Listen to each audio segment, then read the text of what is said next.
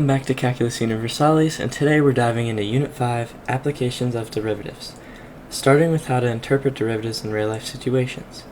Whether it's speed, population growth, or cost per item, derivatives tell us how fast things change.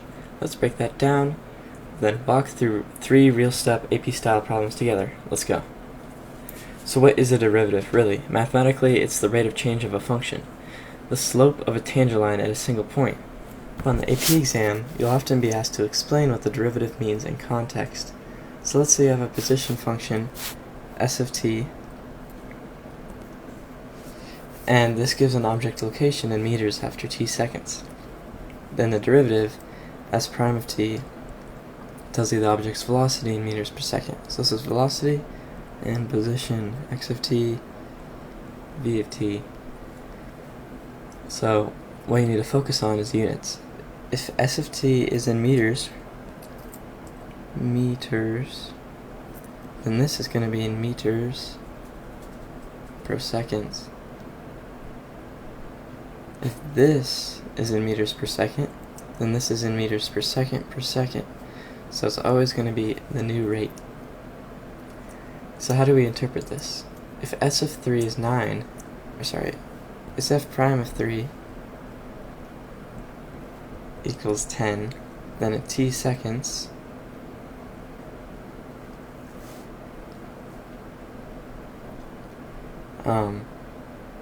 s of t is 10 meters per second. So if s of 3 is 10, then at t equals 3 seconds, the object is moving forward at 10 meters per second. Exactly. Positive derivative means that the rate is increasing. Negative means that the function is decreasing.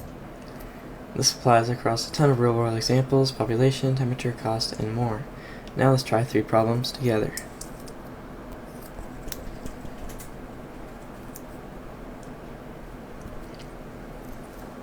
Okay. Problem.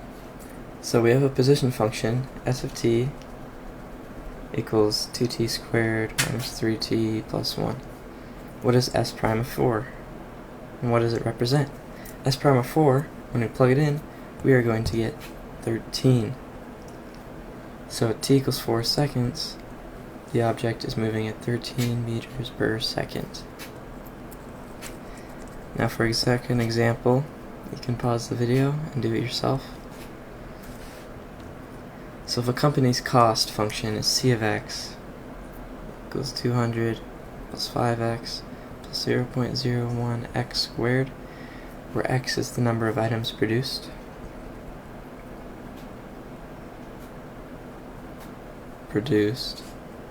interpret c prime of 100. Okay, go ahead and pause the video. So let's take the derivative. C prime of x is 5 plus 0.02x. And then c prime of 100, when plugged in, is going to equal 7. So this means when the company is producing 100 items, the cost to produce one more item is $7. That's the marginal cost. Now for our last and third example, we're going to be going over population. So population p of x, or p of t, models the growth according to some function. If p prime of t equals 1200, p prime of where t equals 5, what does this mean? This means that at year 5, the population is increasing at a rate of 1200 people per year. Notice the units. The derivative of population is people per year. So here's what you need to remember. A derivative is a rate of change, not just a number. Always check your units. G equals rate of change, units. Make sure your interpretation matches the context. Is it distance, dollars, people, And then find and interpret, for your homework, you can find and interpret the derivative of a revenue function. Revenue. Given a graph of a function, estimate and describe the slope at any given point. And then practice AP-style FRQs involving units and verbal explanations. Thanks for watching. If this helped, like and subscribe for the next video. We're going to do particle motion next.